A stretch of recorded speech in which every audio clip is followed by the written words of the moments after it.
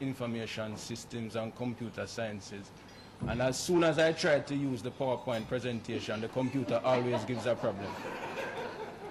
Now, I am going to start, the gentleman has asked me to stay here, but I want to start the presentation with a little icebreaker, because I always unfortunately get to present either right after lunch or in this case right after break.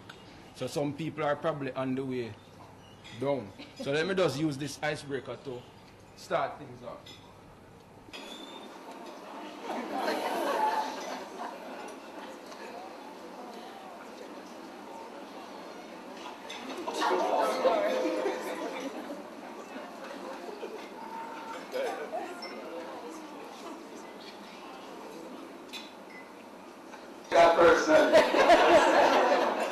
What I'm happy for is that having said the last one, someone else then said the first one. But I'll tell you about me and the technology. Alright, so what is the National Insurance Scheme? The National Insurance Scheme is a form of social security established in Jamaica to meet ILO minimum standards. It's compulsory and it is contributory funded. Yeah? So a small percentage of your income goes towards providing for you wherever you're unable to work or earn an income due to retirement, which is the most common benefit, injury on the job, invalidity, or through the death of the breadwinner. So it provides both for the individual who contributes as well as their family. All right?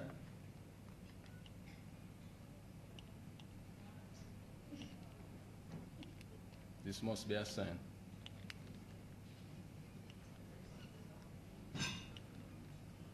Yes, please. So, whenever you see me pressing like this and nothing happens, I've always wanted to be able to have a remote for a lady. So who is liable to contribute to the National Insurance Scheme? It's for all working Jamaicans, so that includes employed persons like ourselves, self-employed persons, and what we have as voluntary contributors. These are persons who were contributing before as either self-employed or employed, but are not entitled to contribute that way now.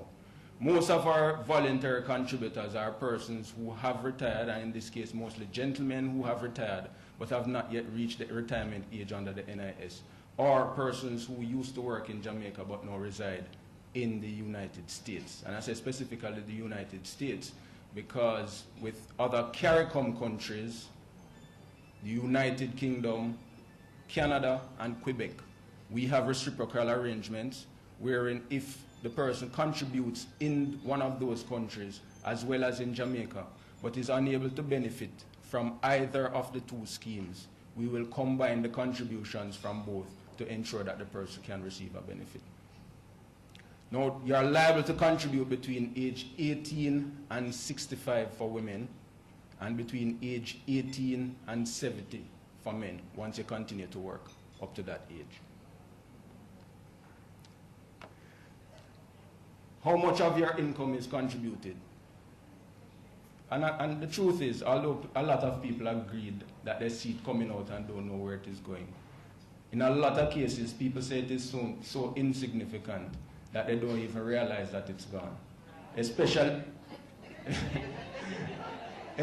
when they compare it to what comes out for income tax. Yes, especially in comparison, right? So what is contributed is 2.5% of income up to a maximum income of 500,000 per annum.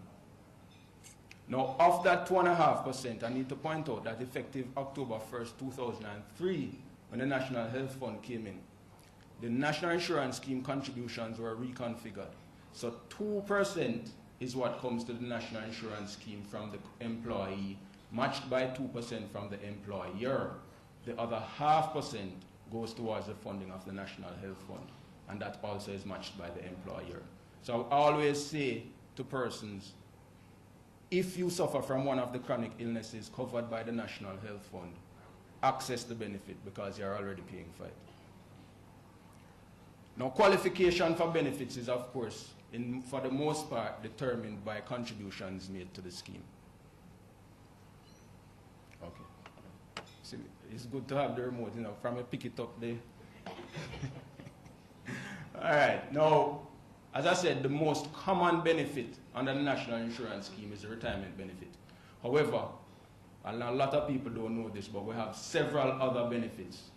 These include, and I'll be focusing on the retirement benefit, but just to mention, an invalidity benefit where if a person works and contributes to the scheme for a certain period of time, but either meets in an accident or suffers from an illness that makes them permanently incapable of work, then we will pay that person a benefit for the rest of their life from the time that they become incapacitated. In addition to that, there are widow and widowers benefits. Now, the widow and widowers benefits accrue where the contributor dies, they are either married for 3 years or in a common law relationship for more than 5 years, and then the spouse can claim widow or widower's benefit depending on the marriage. There are several other qualifying conditions for that, but initially in terms of payments, if